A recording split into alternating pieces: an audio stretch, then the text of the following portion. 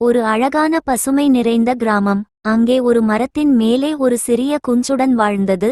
புத்திசாலி சிட்டுக்குருவி. அது தினமும் உணவு தேடி பறந்து சென்று தனது குஞ்சுகளுக்கு அன்பாக உணவு கொடுத்து வந்தது. அதன் குஞ்சுகள் சிறிது சிறிதாக வளர்ந்து கொண்டிருந்தன. ஆனால் ஒரு நாள் ஒரு கொடிய பாம்பு அந்த மரத்தின் கீழ் வந்தது.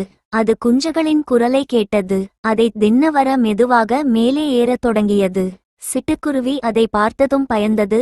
ஆனாலும் தைரியத்தை இழக்கவில்லை. என்ன செய்யலாம், என் குஞ்சுகளை எப்படி காப்பாற்றலாம் என்று சிந்தித்தது. அப்போது அதன் கண்களில் ஒரு குடம் பட்டது. குடத்தில் சிறிது தண்ணீர் இருந்தது.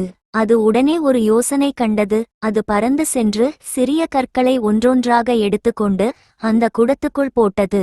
ஒவ்வொரு கல்லும் விழுந்தபோது தண்ணீர் மேலே மேலே வந்தது. பாம்பு அந்த குடத்துக்குள் பார்த்தது.